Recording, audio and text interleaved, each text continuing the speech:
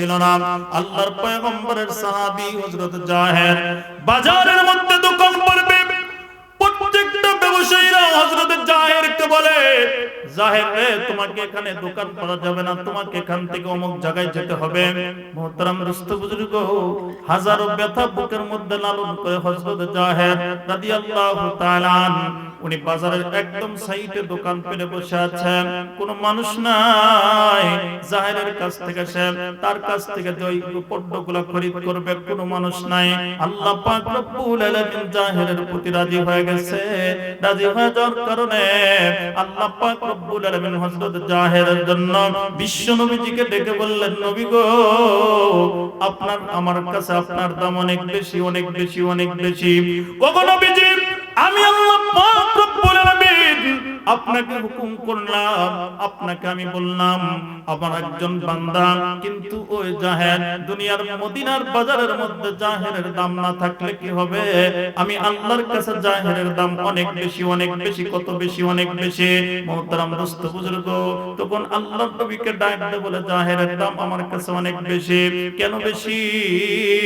যখন রাত্রিবেলা সকল মানুষ যখন ঘুমায়া যায়, আমার জাহের যাই নামাজের মুসল্লার মধ্যে দাঁড়াইয়া দুই রাকাত নামাজ পড়ে আমার প্রেম সাগরে মন হাত দুইটা উঠাইয়া আমার প্রেম সাগরে আমি মালিকরে ডেকে ডেকে আমি মালিকরে চাই। আমার জাহের যত আমাকে চাইছে, নবী গো, আমি জাহেরের প্রতি রাজি হয়ে গেছি। ওগো নবীজি, ওগো নবীজি, আপনি জাহেরকে যা আপনি সান্ত্বনা দেন। আল্লাহু আকবার। কিতাবের মধ্যে আছে আল্লাহর নবীজি মদিনার বাজার দিয়ে জাহেরের খোঁজে, মদিনার বাজারের মধ্যে হযরত জাহের রাদিয়াল্লাহু তাআলা আনহু নাই। কোথায় গেল রে? মদিনার সাইডে মদিনার একজন মানুষকে জিজ্ঞেস করছে, একজন জাহের নামে একজন মানুষ কচুর ডাটা বিক্রি করে, সে কোথায়? বলে, সে তো এখানে, তাকে তো এখানে কেউ দোকান পাঠতে দেয় না, ও পাশে সে চলে গেছে। ইয়া মুসলমান, বিশ্ব নবীজি চোখের পানি মুছতে মুছতে হযরত জাহেরের কাছে চলে আসলেন। আসার পরে জাহের তো আল্লাহর নবীজিকে দেখে নাই, বিশ্ব নবীজিকে দেখে নাই। হযরত জাহেরের পিছন থেকে আল্লাহর নবীজি এরকম করে হাতটা ধরলেন, চোখটা এরকম করে আটকা ধরলেন। হে মুসলমান, আমরা অনেক সময় ছোটবেলায় কিন্তু এরকম ধরছি, কথা বলেন ঠিক বলছি না ভুল বলছে? মুহতারাম দোস্ত বুজুর্গ, যখন এরকম করে ধরছে, ধরার পরে আল্লাহর নবীজি যখন কথা বলছেন, আল্লাহর নবীজি বলেন, জাহের, আল্লাহর নবীজি যখন এরকম করে ধরার পরে ডাকতে বলতেছেন, ও মদিনার মানুষ, আমি এই গোলামটাকে বিক্রি করব, এই গোলামটাকে আমি বিক্রি করব। কে আছো রে? আমি পয়গম্বরের কাছ থেকে গোলামটাকে তোমরা ক্রয় করে নিবা। হযরত জাহের টের পাইছে। কিভাবে টের পাইলো হযরত জাহের? মুহতারাম দোস্ত বুজুর্গ, আল্লাহর পয়গম্বর যাচ্ছে, হযরত জাহের টের পাইছে। কেমনে টের পাইলো? কারণ আল্লাহর পয়গম্বর যে রাস্তা দিয়া যাইতো, আল্লাহ পাক বিশ্ব নবীজির বরকতে ওই রাস্তা দিয়া মিশক আম্বরের গ্রান ছড়ায়া দিত।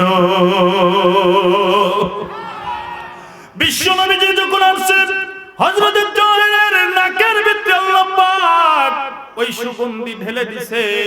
হযরত জাহের এবার নবীজির হাতের ফাঁক দিয়ে দিয়ান পানি বেয়ে বেয়ে হযরত জাহেরের চোখের পানিগুলো বেয়ে বেয়ে পড়ে। হযরত জাহের ডাকতে কয়, নবী গো, ওগো নবীজি, আপনার এই মত দরিদ্র গোলাম জাহের রে কেউ কিনবে না গো নবীজি, কেউ কিনবে না। ওগো নবীজি, আমার তো সমাজে কোনো দাম নাই, মদিনার বাজারে আমি দোকান পারবো, আমাকে মদিনার বাজারে কেউ দোকান পাঠতে দেয় না গো নবীজি, আমাকে উঠায়া দেয়, আমার কোনো দাম নাই, আমার কোনো দাম নাই, সমাজে কোনো দাম নাই। নবী গো, এই গোলামকে আপনি বিক্রি করতে চান, কোন মানুষ তো এই গোলামটা নেবে না। ওগো নবীজি, এই গোলামকে আপনি, আপনার গোলামটাকে আপনি দিয়ে দেন।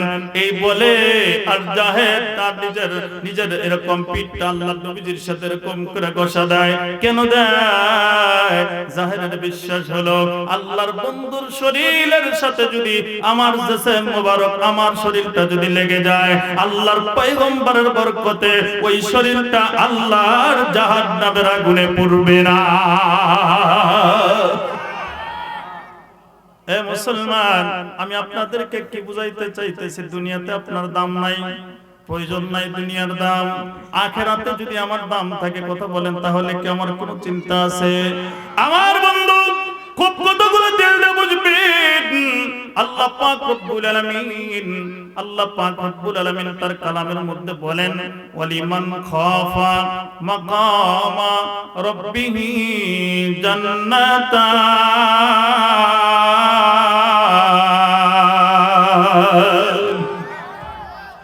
আল্লাহ পাক বলেন, ওয়ালিমান খাফা মাকামা রাব্বিহি জান্নাতান। যে মানুষটা ময়দানে মাশারে আল্লাহর সামনে দাঁড়ানো লাগবে, এই দাঁড়ানোটাকে যে মানুষটা ভয় করবে, ওই মানুষটার জন্য আল্লাহ পাক দুইটা জান্নাতের মালিক বানায়া দিবে। সুবহানাল্লাহ, জোরে বলেন। কয়টা মালিক বানায়া দিবে রে আমার বাজান? দুইটা মালিক কিন্তু বানায়া দিবে। আল্লাহ যদি দয়া করে আমাকে আপনাকে একটা মালিক, একটা জান্নাতের মালিক বানায়া দেয়, তাই তো আমরা সাকসেস। কথা বলেন, ঠিক বলছি না ভুল বলছে? অত দরকার নাই। আল্লাহ পাক যদি আমাকে আপনাকে একটা দেয়, তাই তো আমাদের জন্য অনেক কামে অনেক আমাদের জন্য সফলতা। কিন্তু মালিকটা একটা বলে, দুনিয়ার মানুষ, তোমরা যদি আমি আল্লাহর সামনে তোমাকে দাঁড়ানো লাগবে, এই দাঁড়ানোটাকে যদি তোমরা ভয় করতে পারো, এই দাঁড়ানোটাকে যদি তোমরা ভয় করতে পারো, এই দাঁড়ানোটাকে যদি তোমরা ভয় করতে পারো, এই ভয়ের কারণে আমি আল্লাহ পাক মাকামা রাব্বিহি জান্নাতান, আমি তোমাকে দুইটা জান্নাতের মালিক বানায়া দিব। আমার বন্ধু, আল্লাহর সামনে দাঁড়ানো লাগবে, ভয় করেছেন হযরত সাহাবায়ে কেরাম। কথা বলেন, ঠিক বলছি না ভুল বলছি? কেমন ভয় করেছেন আপনারা কি একটু শুনবেন বাজান? কথাগুলো খুব দিল দিয়ে শুনবেন, খুব দিলের কান একদম দিল দিয়ে শুনবেন। আমার দিল সাক্ষী দেয়, মাহফিলের মধ্যে মানুষ এসে পড়ে যাচ্ছে। আমার বন্ধু, আমার মন ভাইরা আমার, কথাগুলো খুব দিল দিয়ে বুঝবেন। আল্লাহ পাক রব্বুল আলামিন আমাকে আপনাকে যে বসাইছেন, বহুত বড় দামি কিন্তু করছেন। কথা বলেন, ঠিক না? এ মুসলমান, আমার পরে যে বক্তা আছে, প্রধান বক্তা, উনার কণ্ঠ না কেমন যেন মনে হয় বাঁশি। কথা বলেন, ঠিক কিনা? আপনারা কোনদিন শুনছেন কিনা জানি না। এ মুসলমান, যারা এখনো মাহফিলে আসতে পারো নাই, তোমরা মাহফিলে চলে আসো। মাহফিলে আসতে পারলে কিন্তু আল্লাহ পাক দামি করে দিবে। কথা বলেন, ঠিক বলছি না ভুল বলছি? এ মুসলমান, সাহাবায়ে কেরামরা আল্লাহর সামনে দাঁড়ানো লাগবে, এই বইটা সাহাবায়ে কেরামের মধ্যে অত্যন্ত বেশি ছিল। আমার বন্ধু মুসলমান, খুব কথাগুলো দিল দিয়ে বুঝবেন। আল্লাহর পয়গম্বরের একজন সাহাবীর কথা আমি আপনাদেরকে বলবো। একদম ছোট্ট একটা সাহাবী, এখনো কিশোর হয় নাই, শিশু সাহাবী, হযরত তালহা বিনতে কারাম, হযরত তালহা ইবনে কারাম। তালহা ইবনে কারাম বিশ্ব নবীজিকে মহব্বত করছেন। কত মহব্বত করছেন, কেমন ভালোবাসছেন। আল্লাহর সামনে দাঁড়ানো লাগবে, জিনিসটা তার মধ্যে কেমন ছিল।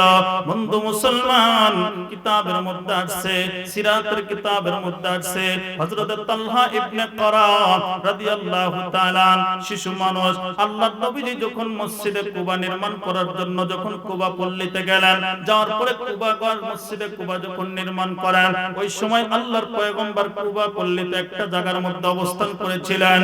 ওই জায়গার মধ্যে, ওই বাড়ির মধ্যে একটা শিশু বাচ্চা ছিল, আর কোন শিশু বাচ্চা ছিল না। ওই শিশু বাচ্চাটার নাম হলো তালহা ইবনে কারাম, অর্থাৎ করার ছেলে হলো তালহা। আমার বন্ধু মুসলমান, কথাগুলো খুব দিল দিয়ে বুঝবেন, একদম দিল দিয়ে বুঝবেন। তালহা ইবনে কারাম আল্লাহর নবীজিকে দেখা মাত্র আল্লাহর নবীজির প্রেমে পড়ে গেলেন, একদম প্রেমে পড়ে গেলেন, বিশ্ব নবীজির প্রেমে পড়ে গেলেন। কেমন ভাবে প্রেমে পড়ে গেলেন? আল্লাহর নবীজি যখন ওযু করার জন্য যায়, তালহা ইবনে কারাম আল্লাহর নবীজিকে ওযুর পানি আগায়া দেয়। আল্লাহর নবীজি যখন ওযু করে আসেন, তালহা ইবনে কারাম আল্লাহর নবীজির জন্য